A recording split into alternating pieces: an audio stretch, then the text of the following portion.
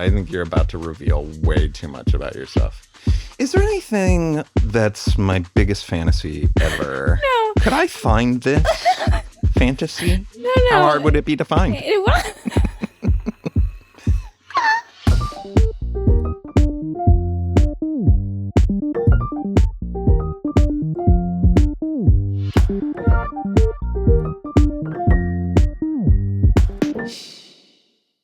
Nobody's listening, right? Hi, Andy. Hello. Oh, I'm so excited to talk with you, my husband, for an hour, as though no one were listening. Yes. Is anyone listening? Yeah, they are. This is from Pluto. Ooh. Over on the old Spotify. Wonderful planet. Important question for Andy. Oh. Is Pluto the one that's not a planet anymore? Maybe. Who knows? I should know that. We care. We care about space. Important question for Andy. Do you butter your Pop Tarts? I swear it's a game changer. What? I got a bunch of comments about Pop Tarts, which that was heartwarming. And I like to feel seen, sort of. Yes. But this is a little odd. What flavor Pop Tarts, one, are you putting butter on? I can only imagine it would only work on the one that you eat. The ones I like. Brown butter sugar or something? But do you put the butter Is that what it is? Yeah, brown sugar cinnamon. Brown sugar brown sugar cinnamon. Maple. Well, you put listen. It on top? I can't imagine. But that's too soft. Like it would fall apart. How do you butter them? Listen, I am like pro butter, especially being a child of the 80s where it was like margarine or spraying chemicals. I can't believe it's not butter. I can believe that's not butter. I actually because of all the fucked up diet culture, I came to love the flavor of that spray, and we'd put it on baked potatoes and stuff. Yeah. In a way that I'm sure if I tried it today, I would hate it. But at one point in my life, I kind of missed it because it replaced butter to me. Besides that, I can't believe it's not butter. And then the fake spray. What was the one? I almost want to say, was it called Cracker Barrel or something? That was in a little Was gray. it called Cracker Barrel? It was in a gray tin. I don't know. And it was a fake butter that everyone would get. Well, anyway, then we found out that's all horrible. Such a good lesson. All the things we're told we're supposed to be doing. Yeah. And it's all just capitalism, Yeah. Just eat butter. But I don't know about spreading it on a Pop-Tart. I don't know about that. Just logistically, it doesn't make sense to me. You'd have to put it, I think, on the non-icing side. On the bottom side. But then your icing side is face down. But think about this, though. If you did do it that way, the tongue's getting hit with butter first. That I kind of actually see could be nice. Because when I put peanut butter on your I want to talk about this. saltines. I'm so glad you brought this up. Okay, we're not sick anymore. I have to say. You're still dying. This is, as I texted my friend Michelle, and she did say, put this in the podcast. Okay. So I'm embarrassed that I am. But I was like, this flu must love to listen to the Cranberries because it likes to linger. That was her joke? Mm-mm. It was your joke? Yeah. So why would she say put it in the podcast? Because it was such a stupid joke. Okay. And our podcast, I guess, is known for having. Do you want me to edit this? Okay. No, but listen, you kind of started to go down. Luckily, you started a round of Tamiflu, which really, I think, kept the shit part at bay for you. Not the shit part. I've a pretty sour stomach all week, but yes. Okay. Well, comparatively to. I was just saying, not the shit part. I get it. God. It's a better. I'm already so embarrassed about this episode, but one of the things that you requested was saltines with peanut butter. So I made you saltines with peanut butter. I took great care in how I prepared them. Mm-hmm. I wanted to make sure it was salt side down. Yeah. You said you want them open faced. And I said, I sure do. And I know from knowing you that you don't like tons of peanut butter. I was very careful about the amount of peanut butter I put on each cracker. Okay. I guess that didn't go. Was I wrong? I don't overthink. I think you might have overthought that part. The most important part is that the salt's on the bottom. And when you brought them in, it's funny. I had a moment before you brought them in of, oh shit, should I have said, put the salt on the bottom? And you didn't, and I didn't. And I was really happy. I clocked it. Oh, good. Yeah, you did well. We have a couple of logistical things to deal with. Housekeeping. One, we're in our living room again because the studio like very light studio revamp we're doing is taking longer than we thought, but I think it's going to be great. Yeah, I think all of a sudden it started coming together. We had to take a press pause for a couple of weeks, which was a bummer and stressing both you and I out. And then all of a sudden this weekend, I feel like big progress. Yes. So we're going to do a reveal of the studio. Actually, I'm going to do a little video reveal for our patrons first. I feel like they've earned that. That's what a scoop. What a scoop. Patreon.com/nobody's listening, right? Part of us being here is you might hear leaf blowers, gunshots, trucks. You know, we're in East LA and the noise. The sounds of the city.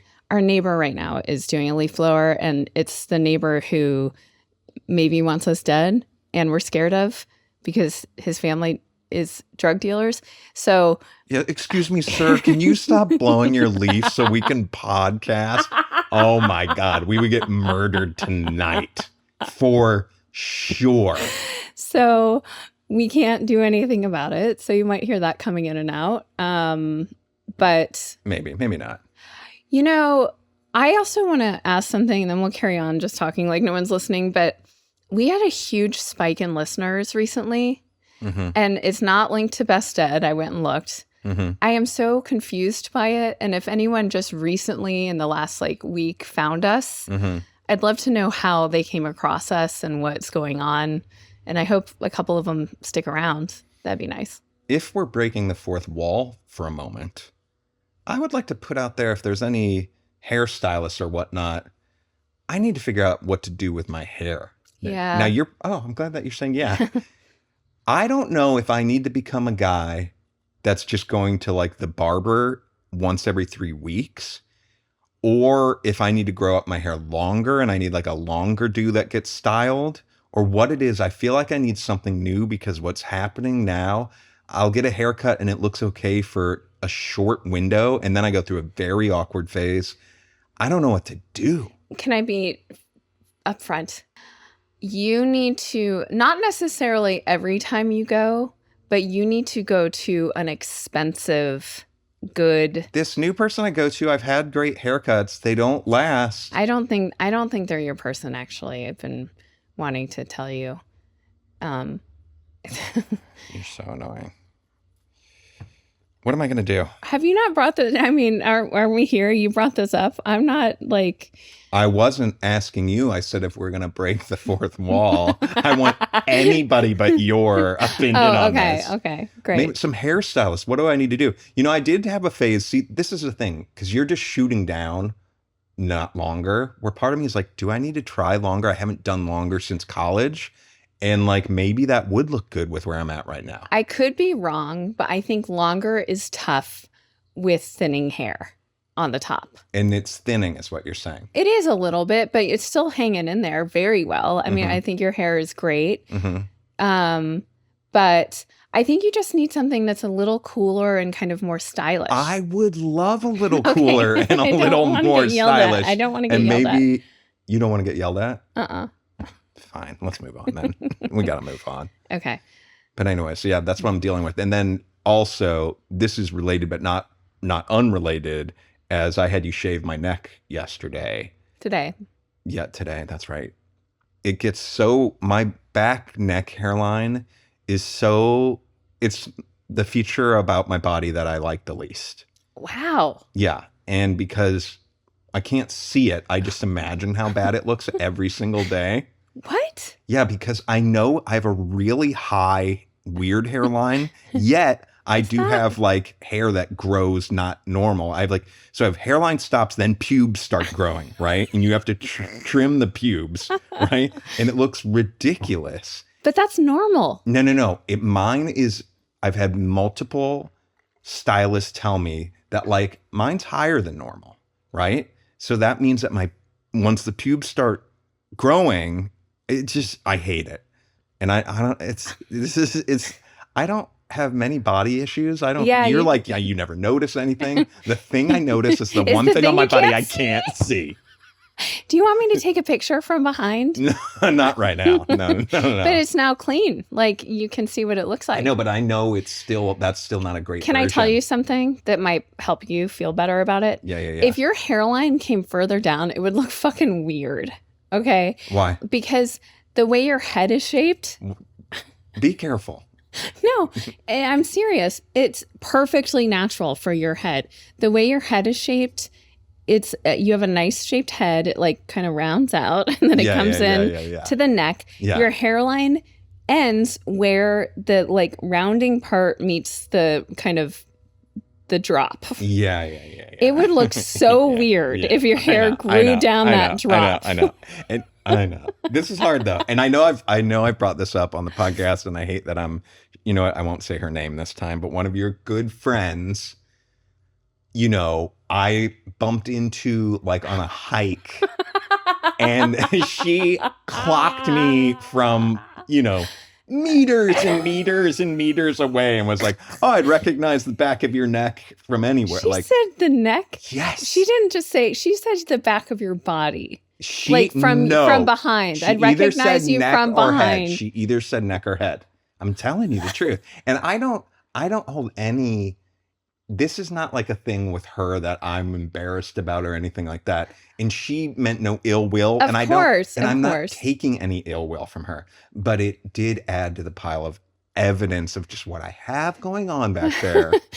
I love how you look from behind. Are you serious? Yes. And by the way, I mean, this is something I need to remind myself all the time.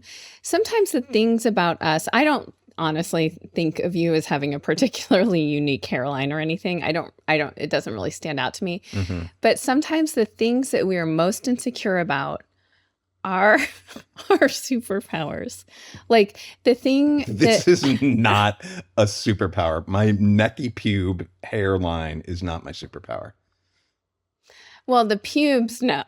No, those got bad this time too. This time I have never seen them like this. I looked at you at dinner last night and I was like, there, you know, it's kind of like the Larry David situation. Does he have them? Oh, yeah. And someone should have told him at some point along the way. That makes me feel better. But I guess it's his superpower. He has an interesting hair situation, I'd say, from the collarbone up. And it's so notable that I feel like I've seen media for him where it is just his hair. Like his face isn't even there. Ready. You know, I'm ready to move on. I'm ready to move on now. Okay. Well, right now, I feel like this podcast has just become my hormone journey, my whatever, but. Can I share something fun before we get into your bullshit then? Yeah. Okay. I'm working on my French, right? I started my new French class. Now, part of my new French journey is I'm trying to take in a bunch of French stuff. And one way that they suggest that you do that is watch a familiar show. Yes. That you know really well, but watch it in French and yeah, like amis. Right. Friends. Great. Is that what they call it? I don't know. So I picked Seinfeld. Great. Now, the other thing that they say is like pick an episode you know very well and watch that same episode like over and over and over. Can I guess which one? I would love for you to guess. Okay. That guy, he's not my kind of guy. Ooh, great one when George's dad says that. No. I'll give you one more guess. Okay. To me, it is, I think it is the funniest Seinfeld episode. I know which one it is. Which one? The masturbation where they're challenge. Holding out? Nope. Okay. That's another classic. Give you one more guess. It's a classic. I mean, is it Soup Nazi? That's another. Well, there's so many classics, right? I guess it's the one with Mr. Bookman, the librarian guy, right? So good. So good. So Jerry checked out a book. He's so funny. Oh my God. He's so straight, man. He's the straightest straight man in terms of comedic acting you've ever seen. You're talking about the librarian guy. Yes. Yeah. So Jerry apparently checked out a book in high school and never returned it. And the library cop guy tracks him down 30, 40 years later. I'm going to show you 20 seconds of the original to refresh our memory. I'm so excited.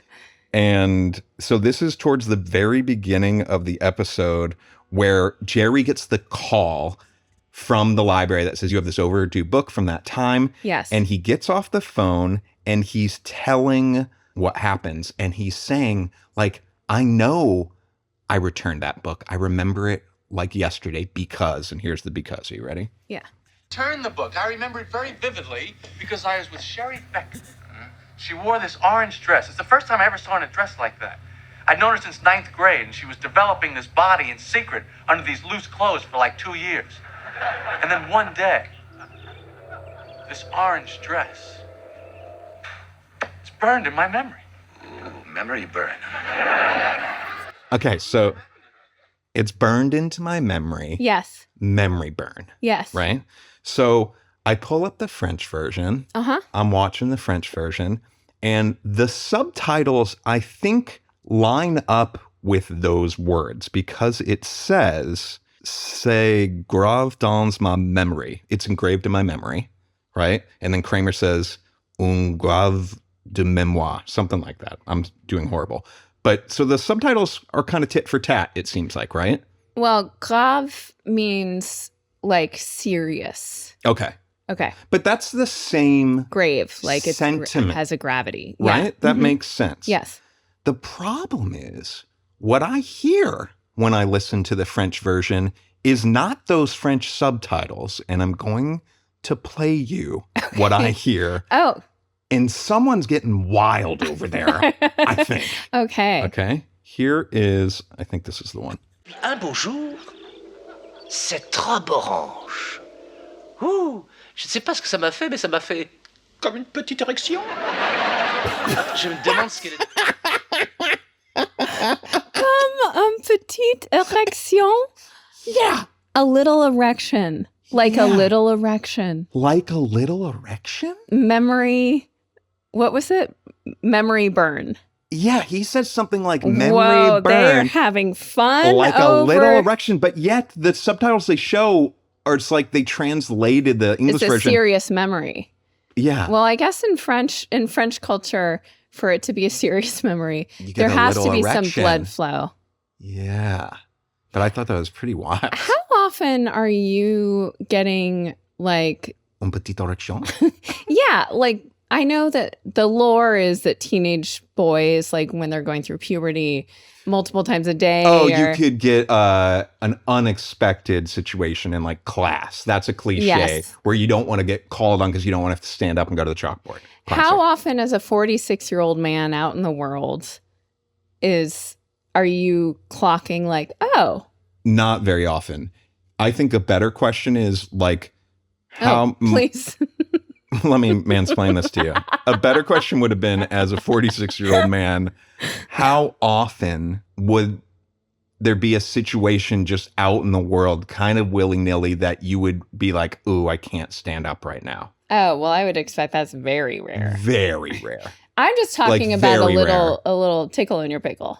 Oh, tickle in your pickle? I don't know, because I don't think you would even like notice it that much. Okay. You know what I mean? Yeah. I do know what you mean. Yeah. Speaking of, last night we were watching F1 Drive to Survive on Netflix. And Christian Horner, who has been the team principal of Red Bull for years and years and like had such a run with Max Verstappen, you know, he's in charge and he's also this big personality. He's married to a Spice Girl. Yeah. And honestly, the first season of Drive to Survive, or maybe it was the second, but like he was almost like one of the main characters that we were with. So it feels wild that he got booted from Red Bull. Like he's not in the F1 universe right now. Well, there was a scandal maybe 2 years now. A bit of a like sex scandal inside Red Bull. It seems like he was texting and flirting with a woman in the organization and crossing the line. And I'd imagine like in that world where they're just traveling constantly, he's hot shit, you know, that sort of stuff is happening a lot. But it sure seemed like he was having an affair. I don't remember if stuff came out where it actually seemed like they ever had any sort of physical interactions with each other. Okay, that's fair. I mean, I think he could make the argument nothing ever happened. Yeah. But the way they were texting each other, like, sure made it seem like something had happened. I thought it seemed more just like pathetic that how he was texting her. Well, no, that's what I wanted to talk about. Okay, great. Yeah. Because you said last night, because his wife is very much still with him. We watched the episode where he found out he got fired and his wife Jerry is her name, I think. Yeah, Spice was Girl. very like supportive with him. They live in this beautiful like country estate mansion. You know, their lives seem nice. Yeah.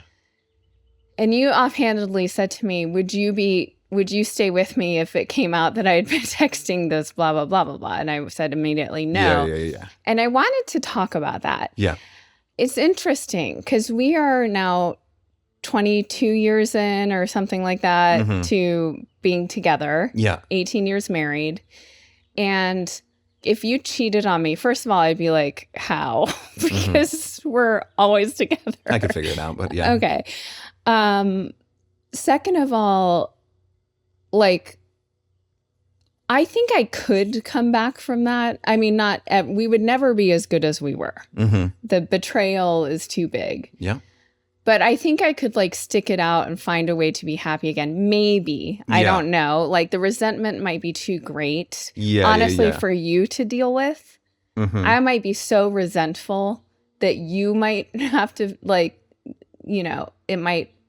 And I'm not trying to victim blame people who have been cheated on. It's just like, I don't know if I could get past the resentment to a level where it wasn't infusing toxicity into everything. The scenario almost that you see where it's like, you're kind of like, yeah, I think I can deal with this. I want to stay together. And I'm like, oh, thank God. Yet you can't quite. And so I'm constantly bumping up against like, we have to move on from it though. Like I've apologized a gazillion times. Kind of thing. Yeah. There's nothing really you can do more about it. And I'm just like, I can't change how I feel. Makes sense. Yep. So I'm trying to say, I don't really know how I would respond if you had an affair, but I know it would be like probably pretty hard for me to I hope so. I mean, not... But I'm like, there is a world where I think I could figure it out. Okay.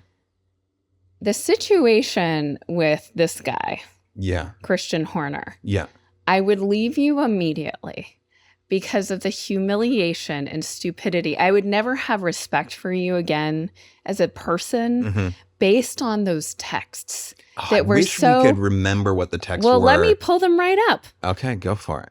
But this is interesting, and I offhandedly said that to you the other night. I was making a joke, but inside I was feeling I was kind of judging Ginger Spice. Like, why are you staying with this guy? And also why, like, it seemed a little forced of how she had to be because she's on this Netflix show. Like, that's also another big ask where it's like your husband cheats on you, but you're also on this TV show. So now you have to like pretend or not pretend in a way for the TV show to make sense or not make sense. Like it all feels icky.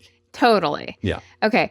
But I'm also, just we don't know too, but what's going on behind the scenes. I know. I'm like, everyone, whatever, do your thing. But his texts are so cringy and dumb. Yeah. Well, like they're if not I recall, even they're like kind of funny. They're like exactly what you would think a middle-aged man would text trying to. But it sounds like a teenage boy. All right. Let me hear it. Okay. Like here's one. She says, "Night night. Hope you enjoyed your last blast in Bahrain."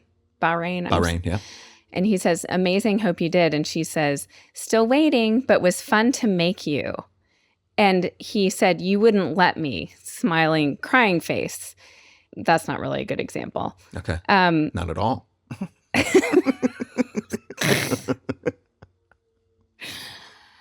He said something to her, I think work related, that said might need to be slightly flexible, I guess, or timing. Maybe it's not work related. Okay. She said, "No problem."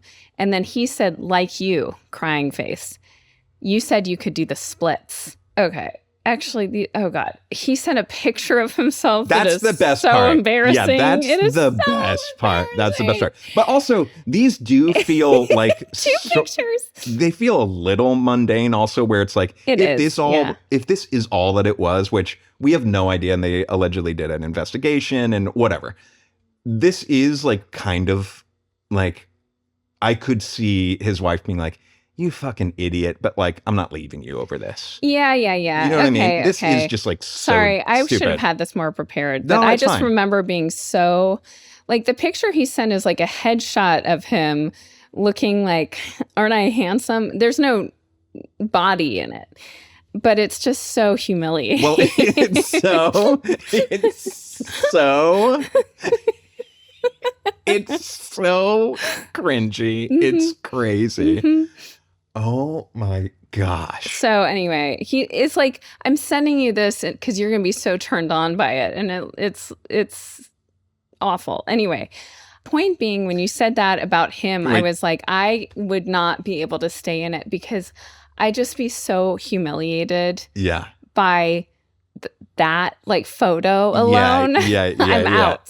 Photo, there's something. Okay, I was listening to, what's the name of the guy, UCB guy, who had the really crazy show that we went to one time. It was like the talk show, but he would break the sets. He's always getting naked. Eric Andre. Oh, yeah. He was on this podcast I was listening to, and they started, I forget how it comes up, but they start talking about like, someone says like they would rather watch, like, see the picture of like a guy jerking off, seeing the guy, just like a footage of the guy jerking off his penis, that versus seeing just video of the guy's dead eyes. Like whatever. Well, he was like, yeah. Like they were like, I think I'd rather watch the penis than see the dead eyes of like the guy. Why are they dead? Not dead. Like they're imagining like checked out. No, like just like in fantasy land? Imagine like a guy's like watching porn, masturbating.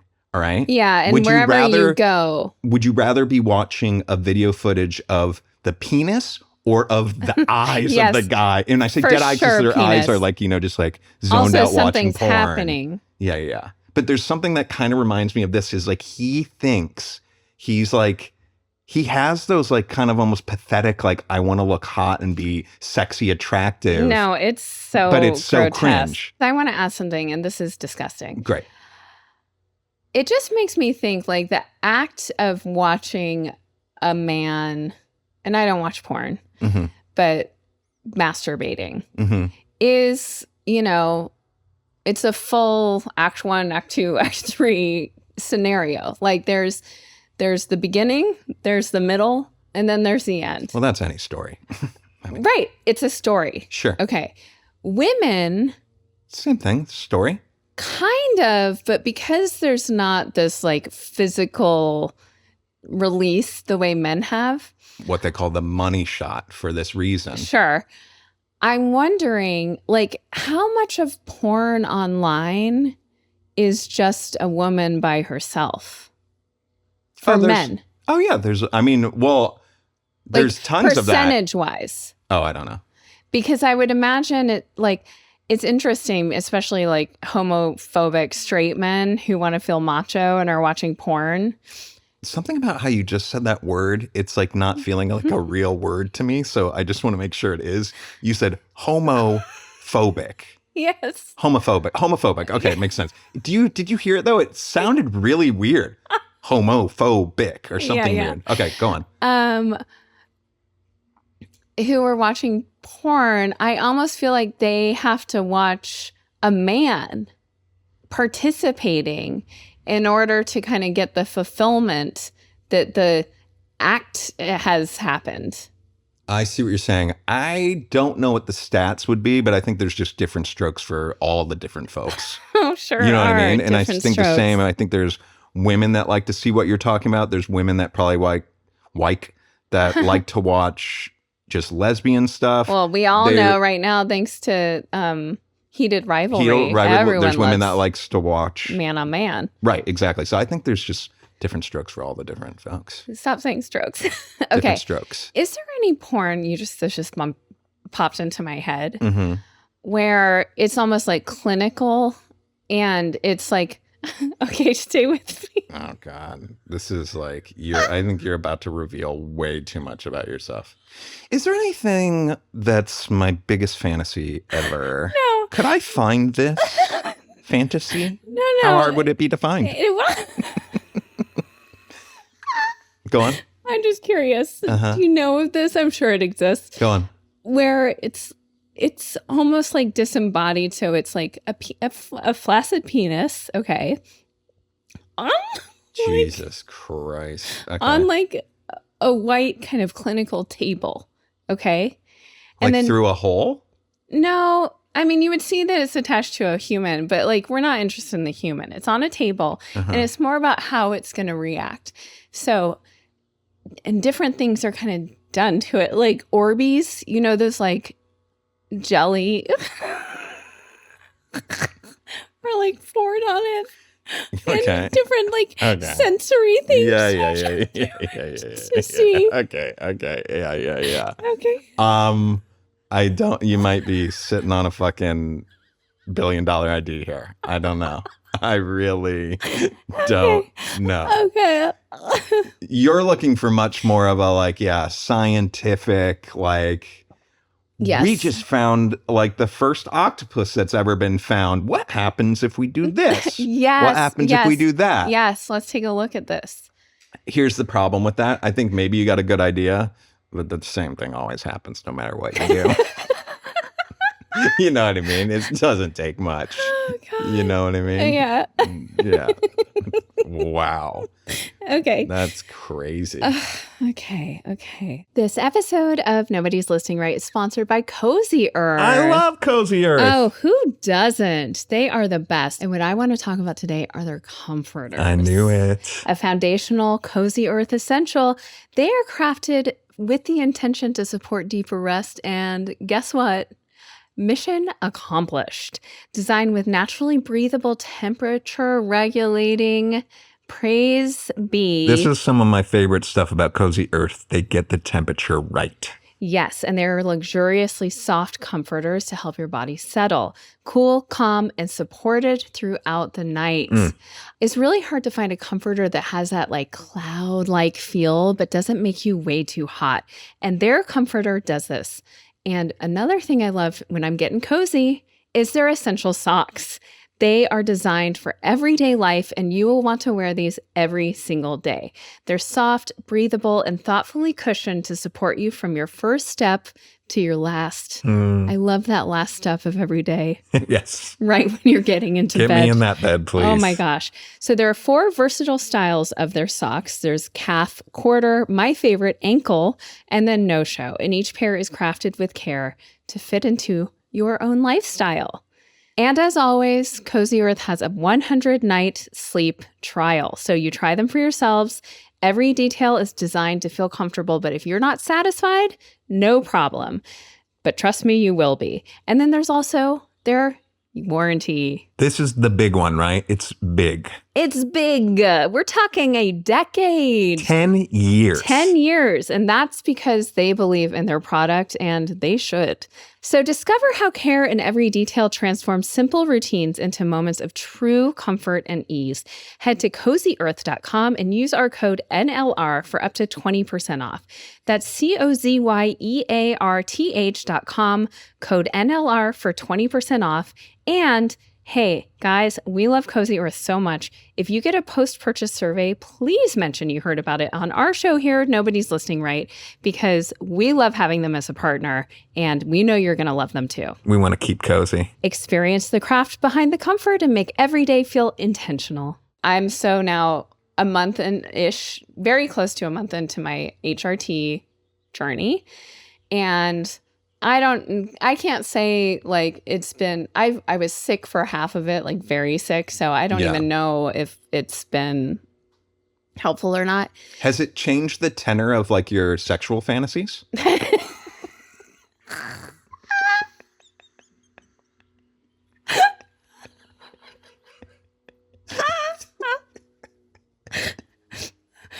Why do you ask?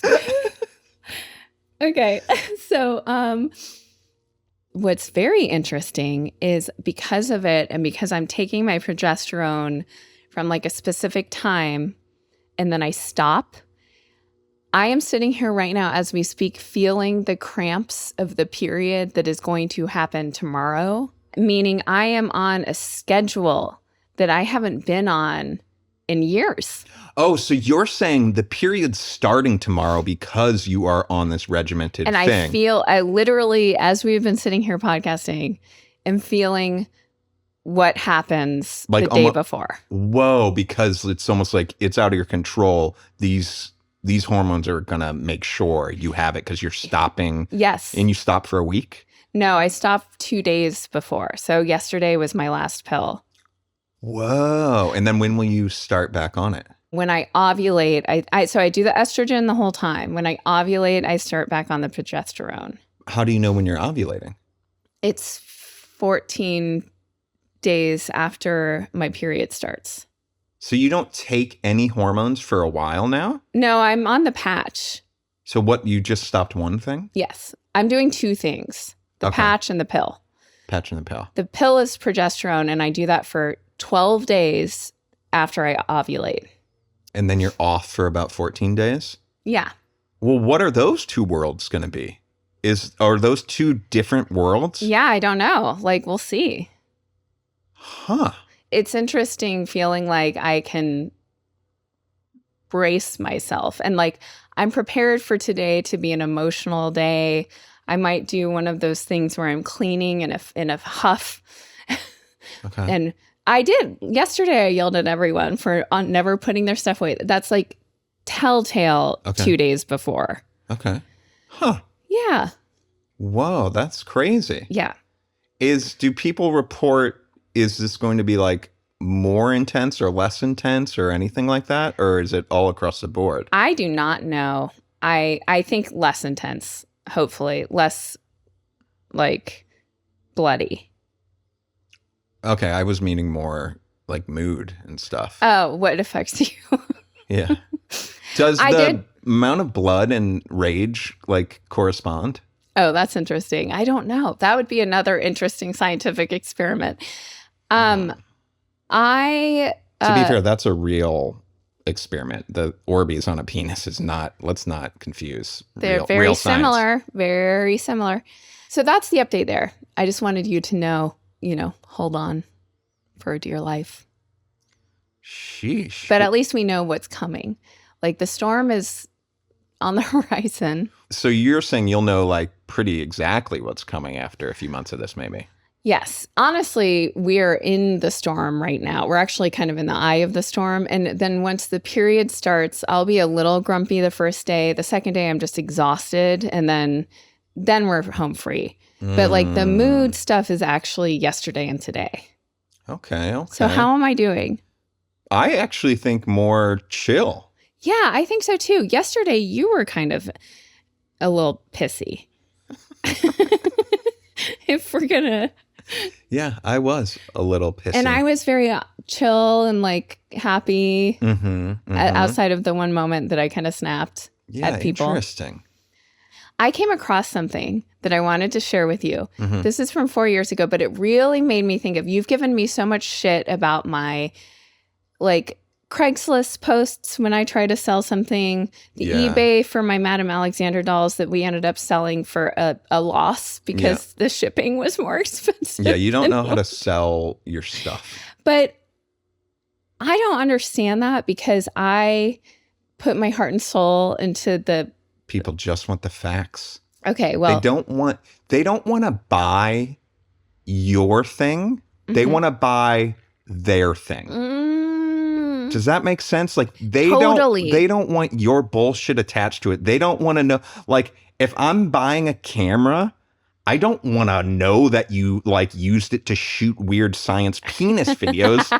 I want it because I want to make videos about, some other dumb thing. I don't want to know what you did with it. Right. Unless that's your specific kink. And what a mitzvah that would be. That's a world of coincidence that just doesn't exist. Okay. So here's a Craigslist ad for a Toyota Corolla. Great. That I'm going to read to you. And I came across it and I'm like, I love this person who wrote this ad so much. Now, this is several years old, so I'm sure people have heard about this. Okay, ready? Wait, so I want to just set the stage here. To be clear, you're reading me a multiple-year-old Craigslist ad that you think is funny. Yes. Okay, good Lord. Okay. You want a car that gets the job done? You want a car that's hassle-free? You want a car that literally no one will ever compliment you on? Well, look no further. The 1999 Toyota Corolla. Let's talk about features. Bluetooth, nope. Sunroof, nope. Fancy wheels, nope. Rear view camera. Nope, but it's got a transparent rear window and you have a fucking neck you can turn. Let me tell you a story. One day my Corolla started making a strange sound. I didn't give a shit and ignored it. It went away. The end. You could take the engine out of this car, drop it off the Golden Gate Bridge, fish it out of the water 1,000 years later, put it in the trunk of the car, fill it with gas, fill the tank with Nutella, turn the key, and this puppy would fucking start right up. This car will outlive you. It will outlive your children. Things this car is old enough to do. Vote, yes. Consent to sex, yes. Rent a car. It is a car. This car's got history. It's seen some shit. People have done straight things in this car. People have done gay things in this car. It's not going to judge you like a fucking Volkswagen would. Interesting facts. This car's exterior color is gray, but its interior color is gray. In the owner's manual, oil is listed as optional. When this car was unveiled at the 1998 Detroit Auto Show, it caused all 2,000 attendees to spontaneously yawn. The resulting abrupt change in air pressure inside the building caused a partial collapse of the roof. 4 people died. The event is chronicled in the documentary Bored to Death, the story of the 1999 Toyota Corolla. You want to know more? Great. I had my car fill out a Facebook survey. Favorite food, spaghetti. Favorite TV show, Alf. Favorite band, tie between Bush and the Gin Blossoms. This car is the middle of the road as your grandpa during his last silver alert. It's as utilitarian as a member of a church whose scripture is based entirely on water bills.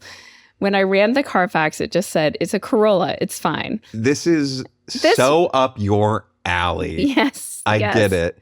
And in this particular case, maybe it went viral. It did. It seems like, it's being posted. Maybe it did help. All over the net. Maybe it helped move this unit, but also maybe not, you know? Yeah. We don't know if this sold the car. I want to know 1999 Corolla, X amount of miles, clean, never been in an accident, super reliable. I'm like, I'll go look at that car. I really like the story of I heard a sound and it stopped. It's hilarious. That did make you laugh. It did make me laugh. That worked. You got to work the room. But also, if I'm buying that car, that is a red flag to me. Sure. Right? Oh, that's so good. There have been things lately that have become viral kind of for the wrong reasons. I feel like there's an Instagram account that's all about weird real estate postings where the house looks normal, but then you get down to the basement and it's a full jousting, whatever. Yeah. There was one recently where they had done AI stuff and AI had chosen to put this weird goblin paranormal thing in it that you're like, what the fuck is that? Oh, someone added that to a thing? Well, I don't know if they did or didn't, but that's the question. Yeah. What are you trying for here? Can this house sell itself? Or do you have to put, a faux murder scene in the house to get eyeballs on the listing? Right. We don't know. Okay, wait, this segues so beautifully into something I sort of want to talk to you about. I'm going to mess this up so bad. Okay. I was listening to that Plain English podcast with Derek. I have no idea what his last name is, right? English. Oh, that makes sense. Is his name Derek English? Yeah, I don't know. Oh, God damn you. Anyways, they had someone on and they were talking about the end of, I'm going to butcher this so much because I only want to talk about one aspect. Just work your way through it. Okay. We'll but get there. The end of literacy sort of, and that we're in a very pivotal point in history. Yes. Right? And because people are reading less than they ever have and all these different things. They look at a bunch of aspects of this. Yeah. What stood out to me, and then I've been thinking about this just hearing some other things lately, is we're entering an age where we are not going to know what's real. Okay? Right. And in some ways, what that could mean, right? Is that we're just not going to trust anything anymore, right? Haven't I been saying this? Yes. Bear with me, though. Okay. Bear with me. Meaning, though, that we're going way back in time in some ways. I've been saying this too. Great. So... we're going to I want you to hear me. What I have been saying is our kids might be so disconnected because you can't trust anything that online bullying won't be a problem anymore. Oh, I see what you're saying. This is not, we're talking two different things, I think. Okay. People are going to have like jam sessions at their houses instead of like going to, stuff like that. That's not exactly what I mean by we're going back in time. The example that this podcast sort of talks about is you think about like the Bible or Homer's Odyssey or something, right? Okay. Homer's Odyssey, that wasn't written down for many, many, many years, right? Until much later when writing became a thing and books became a thing and it became documented. But before that, that story was an oral tradition that was shared. And that's how everything was shared with humans before writing and then later the printing press and stuff like that, right? So all community was based around, it was all oral. You never went to read a book by yourself. You always had to be with a group of people or at least one other to hear a story and learn about stuff. Yes. They loved oral. They loved it. But there's a world where that might be sort of coming true now. And that's why we're seeing all these like factions and groups coming together. Because if I can no longer trust anything. Yes. If the videos that I'm watching, I don't know if they're real or not real. Right. If like the books that are out there now, if I don't like, I'm written by AI or not. All that aspect. Exactly. How do I trust anything except you right here in this room? Sitting here. Or the church that I go to with all these people that I know. Right. But there's this weird potential that like all of this technology is leading us back to a world where we don't trust, like that we'll only trust like the people we're in the same room with. That's what I love this because, and it's not, I don't think that it's an original thought I had. Yeah. I will say that is very much what I've been saying is like, we're only going to trust our community, neighbors, real people, which I think is so great in some ways. But what's scary is just like the distribution of news. I mean, we're even seeing it right now with the Iran stuff, like, especially because I don't trust any of the leaders involved. So when it was announced that Yahmanei was dead, I was like, I don't believe it yet. Like, because I don't trust Trump and but I don't trust any of the people involved. And I know a lot of the people in Iran. Well, I actually don't know this, but the reporting has been a lot of people in Iran think that the bombing of the girls' school, which is so heinous and horrific and is something that we did and Israel did or someone did. They think that was done by the like corrupt leaders in Iran in retaliation to make it look like. Yeah. I wish kids would stop getting killed is my very controversial stance. I listened to the last two episodes about this, which I think are both really well done. Oh, great. But there's a pretty striking commercial. And listen, the New York Times has had some like blunders and gaffes the last couple of years, but for the most part, I think they're a pretty great organization.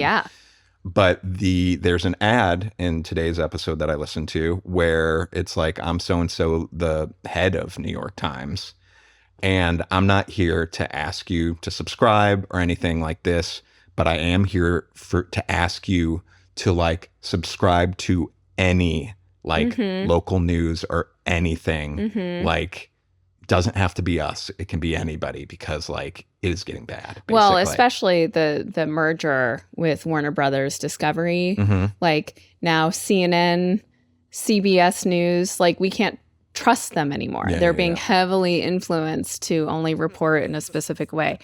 Yiko. It's crazy. Just quick side note, I saw on Reddit yesterday this it's not fun, it's just an interesting story of this woman that in the 70s, she was watching the news and had this thought like, oh, someday they're going to change the news. Like they're going to change history.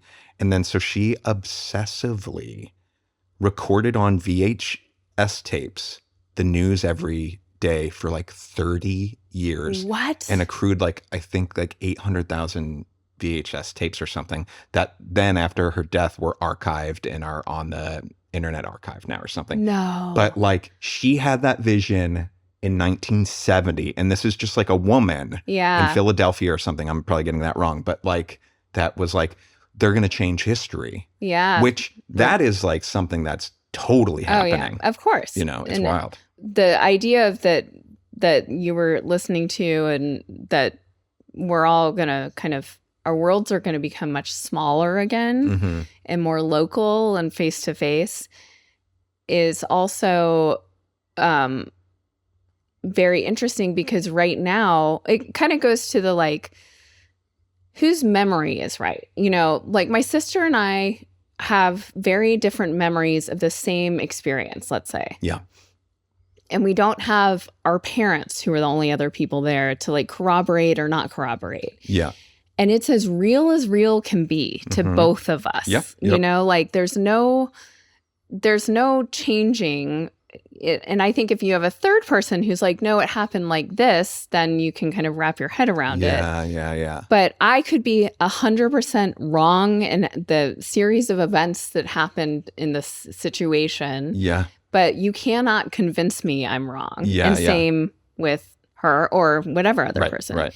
And the way we've received news throughout like the last 2 election cycles and everything is so the same, where, you know, my relative who lives in the South, who is getting different news sources, who has like, and has a amazing heart, is super smart, but like based on how her kind of perspective is shaped, you cannot convince either of us that like we think that the other person is voting the right way, is you're whatever. Living in different realities, sort of a different intake. And it doesn't make either of us bad. I mean, that's something that we're dealing with in the country right now, is like, and I struggle with that a lot, honestly, because I'm like, it's hard not to sit in your viewpoint and think like you are, you know, off the top of my head, like excusing pedophiles, like you are supporting a known pedophile. Yeah. Stuff like that, where it's like, no, but they're not seeing it that way. They're not seeing it that way. Getting out of like the news and political side of it. Yeah. This is really interesting. So like in the tech space for the past like few years, there's been this big debate of what is a photo? What is a picture? Because as our cell phone cameras get so much better and technology, that's changing. When you take a photo on your iPhone, it's not just snapping one photo when you click the button. It's like before you take it, it's analyzing the situation, and then it's stitching a bunch of images together to give you a perfect image. So your sunset on the beach looks nice, right? Right. Now AI is getting so good that Samsung just introduced a new phone last week. And there's been these features for a while. Like, it's you know, the Samsung we're fucked. We're fucked. Well, so I was listening to the Verge cast, and they were losing their minds, being this guy, Nilay Patel, because one of the demos they did on stage was, okay, check out our new Samsung camera. Have you ever had like the perfect moment, caught it, but like that one special somebody wasn't there? And the thing they used as an example was like the dog wasn't in the photo. So then they showed on your phone how they see a picture of their dog in a field. They select that, and then it perfectly melds the dog into the family photo. And they're losing their minds because they're like, if you normalize this to everybody, like you give this tool to absolutely everybody, like sure, someone like me could do this on Photoshop. Well, then the trolls fear-mongering everything and being like, well, it makes everything not real. That's happened with the Epstein files. There's like a photo of Melania Trump on a stripper pole that I believe is a real photo. That's fine. Yeah. And then someone, you know, as with Photoshop, that's nothing new, but Epstein's there, but people are outraged about that. And it's like, no, he was Photoshopped into it, you know. Yeah. I'm also, there's plenty of, no one needs to create the horrors of the photos. They are there, but stuff like that where it's like, again, we can't believe or trust anything. Everything you said is completely true, but it's interesting to think of it on like a more mundane, like familial level, you and your sister, right? Like now memories, there's documentation of memories potentially that are not actual documentations of the memory. Right. It's like what you wanted the memory Uncle to be. Simon wasn't there when we blah, blah, blah. No, that was our last trip with him before he died. It was so Right. meaningful. Remember, he was crying over Mai Tais? Like, no, we put him in that photo because everyone, Isn't that crazy? because Aunt Louise needed him there. Right. That's it. That makes me think, like, on a bigger level, just our human brains and stuff. Going back to Dr. Jill Bolte Taylor's incredible book. The lady that half of her brain shut off or she something. had a catastrophic stroke in I think it was the right hemisphere of her brain. No, it was, yes, the right hemisphere of her brain. Nope, it was the left. So her right hemisphere was working, which is, I might be getting this. This doesn't, left, right, it really doesn't matter. Would be nice if you knew the name of the book, though. Stroke of Insight, I think, is the title of the book. And decent title. That's definitely not the name of it. Okay. But I have like a neck ache right now. Kinky. A kink. She talks about how whatever hemisphere of her brain that shut down is in charge of processing information. Yeah. So our eyes take in information from the two lenses. I mean, similar to how pictures work and stuff. Sure. Like the information is organized in a way where in reality, what I am seeing and what you are seeing might be two completely different things, but based on how our brains organize the information and then based on how we can process what the information is. Like if we're both describing, like we're looking at our cat on his cool little cat tree, chilling out, it might appear completely different to you based on your brain. Yeah. When her brain shut down, the part that processes information, her cells like spread out into the universe. And this really spoke to me because I think in reading so many near-death experiences, that is the sensation people have when they leave their body. They become expansive, like they're no longer in this kind of prison of a body. Yeah. And that when they went back into their body, it felt so painful to get squished down. And her brain saw like her arm, where her arm ended and like went to the wall of the shower was like all just kind of different vibrating cells. Everything has a vibration. And it goes to the thing of, we are all computers. Yeah. The way we are processing the information is potentially completely unique to each individual. Yeah. And when that part of our processing turns off, like we would see our environment in a completely different way, just as, atoms. Yeah, that's interesting. It's just, and like when I look at you, I see a handsome man with an awesome hairline that I like. Nice. But truly, like I process you in a specific way and my brain is telling me that's where your arm ends. That's where, but that's not necessarily true. Yes. So truth is like, objective. But like subjective. Using the picture analogy again, an old camera, right, lets in light on film and the amount of light on the film shows what you can see, right?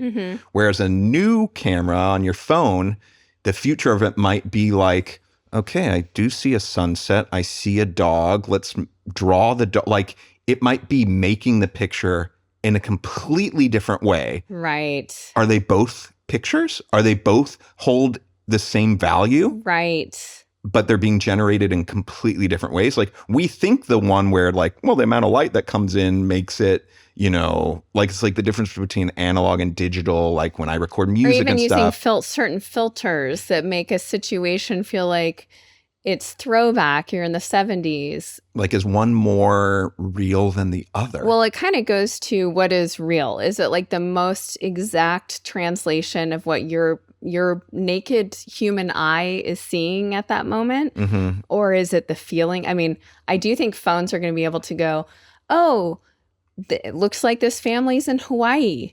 I'm going to like brighten up the sunset colors of pink for them. And versus like, oh, it looks like they're in a cozy cabin at Christmas. I'm going to make this feel more kind of intimate and oh, it's so wild. It's really wild. Gosh, what is life? It's crazy. Yeah. But I do think, I think if there's good to come out of the AI stuff and like slop is what they call it, where you like can't trust anything. Yeah. Is going to be like online bullying and what our teens have been going through with social media are all going to become completely irrelevant because literally anyone, any photo, any like written text, anything can be created and false. Yeah. They're not going to be able to believe it anymore. Yeah. Even kids on like text threads, a lot of the bullying is sadly when a group of friends basically turn on one of them and the other ones feel like they have to participate in it. It's like peer pressure. Well, bots you're not going to be able to trust that that's even your friend. Yeah. I hope that is like a weird side effect of all this. Yeah. I think it was that Plain English show I was listening to. They kind of stumbled into a weird like potential benefit of AI just talking out loud where they were like, in some ways, AI is more like reading a book, like when you're interacting with it, because for one, they're just trained on literature, right? Yes. And it is kind of a thing that you kind of have to do by yourself when you're interacting with AI. Similar to reading a book, you're sitting down to like interact with this thing, but it's much different than like engaging with social media or any of these other things. It's a much more kind of like academic thing, sort of in a weird way, which there might be some benefits to that. The problem with all of that is like can we not trust what these fucking AI robots are you see so saying. many of those things of the like on Instagram, a guy being like, how do you spell preposterous? Or how many P's are in preposterous? And the bot's like, there are 4 P's in preposterous. It's totally wrong and it stands its ground and it's so frustrating. It's like you do not, you can't trust it. Yeah. So I think that is the lesson is like, can't trust it. Nothing's real. Oral is best. Oral's always best. We should all just get really, really rich and go. How are we going to do live that? in Oh, your weird new videos. I get it. Yes. Orbeez on dicks. The sad thing is, like, you can just make that video with AI now. Oh, great. You don't even have to go shoot it. Oh my gosh, that's so great. It's really just a creative idea. I did not like that reaction. No. That would be a real problem if I found that your new weird compulsion was you started making these videos you described by describing them to like an AI thing. What and I if, found like a bunch of them on your computer that you had made, that you had prompted. Really? That's worse than you actually having just the videos Christian that someone porner? else made. You think? That's worse than me producing, like, behind your back, going and being like, okay, we're going to go into a storage space that I've rented. And that's way creepier. But they're both pretty bad. Probably in San Bernardino. Andy, don't cheat on me. No, yeah, I'm good there. We have such a good thing. Yeah. And I have so much fun with you. It would suck. Great. Yeah. Okay. Also, I can't be too rich ever. Why? First of all, I think at a certain level it's immoral, but also I think it requires you to fly in helicopters sometimes. Like it seems like if you're a certain level of rich. And that's no bueno. I can't do a helicopter. Yeah, fair enough. And so I'm out. Fair enough. Okay, one thing I found on Instagram that we didn't get to last week is that there was a study by the University of New South Wales Time Management Institute. Mm-hmm. You know, the famous University of South Wales Time Management Institute, the UNSWTMI. They interviewed 2,000 Australians and found that basically people who skip goodbyes at parties, okay, save 2 days a year of their time. 2 days a year? Yeah. No, you mean in their lifetime? No, a year. That makes 0 sense. Do you know how many parties you would have to go to save 2 days About of your year? 25 social events. It still makes no sense to me. Okay. So you're saying, hold on, if you went to 25 social events, let's just say think 24. About how long those goodbyes go. Like, okay, let's go say goodbye. And then you're saying goodbye to someone and they happen to be talking to someone and they're like, hey. That means, though, that you're getting stuck for 2 more it's like hours. This dance. No, it's 45 minutes. Then the math doesn't math. Okay. Are you? And also, why is the sample only Australian people? That feels really weird. Like, why are the Wales people so into Australians? Well, that is a good question. I do know. I got like 2,000 mates we could get for this.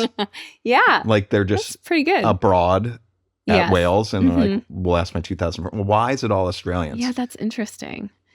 Maybe that's where the Time Management Institute is based. Anyway, you and I... Oh, it could be, there might be a Wales in Australia for all we know. We don't know. We don't know. You and I typically, unless it's a specific situation where I feel obligated to thank the host, personally, when I throw a party, I find it a little disruptive if someone's, if it's a quick, like, goodbye, thank you, fine.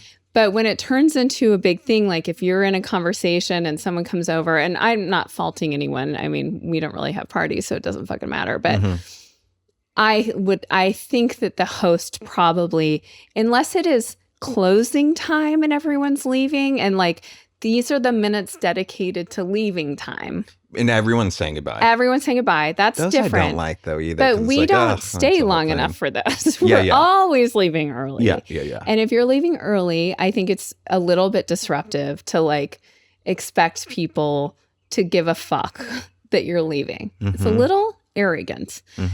Now, I think in other cultures, that's no good. What do you mean? You need to say goodbye and thank the host.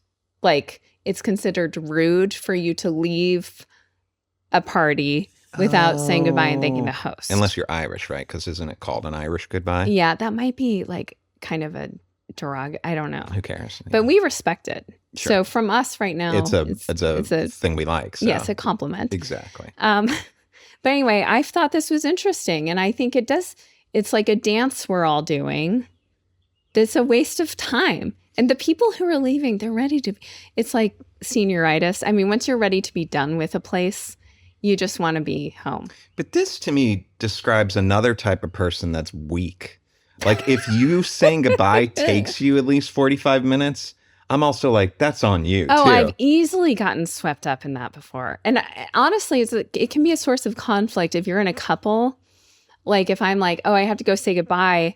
And in the doing of that, then like another person's like, but before you go, I wanted to blah, blah.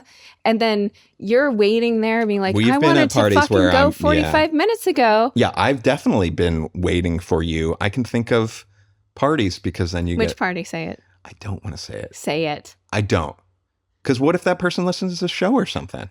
And then they're going to feel bad that they held you there longer. Do you know what I mean? Held me against my will. Because some people just keep talking. Yes. And that's another thing. People don't pick up on the cues. Like, don't you know I'm trying to leave?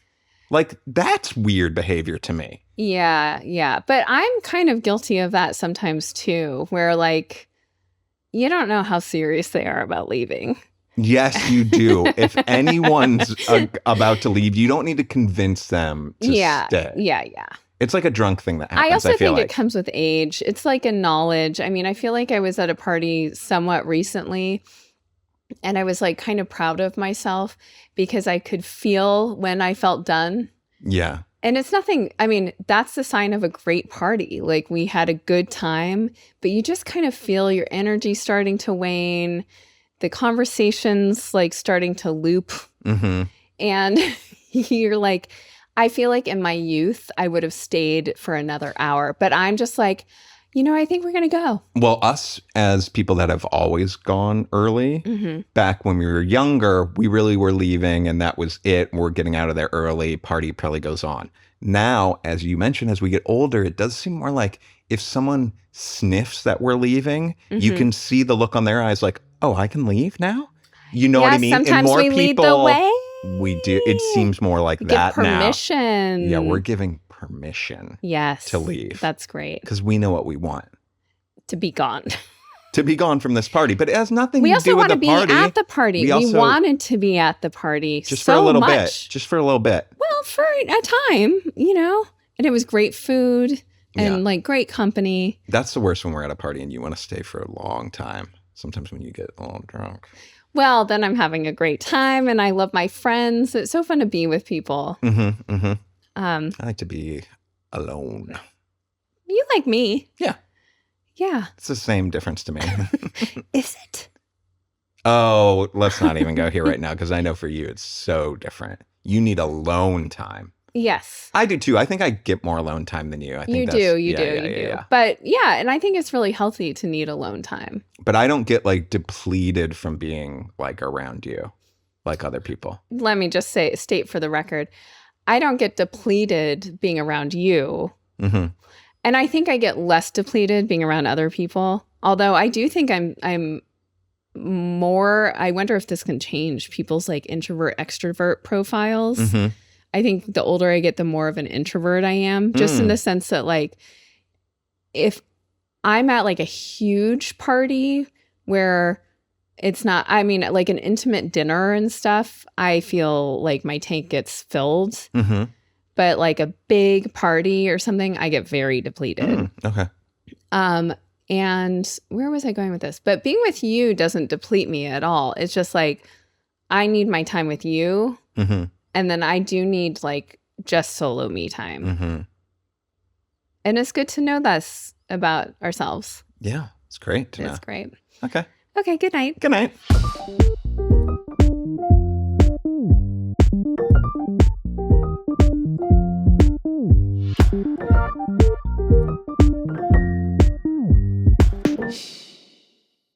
Nobody's listening, right?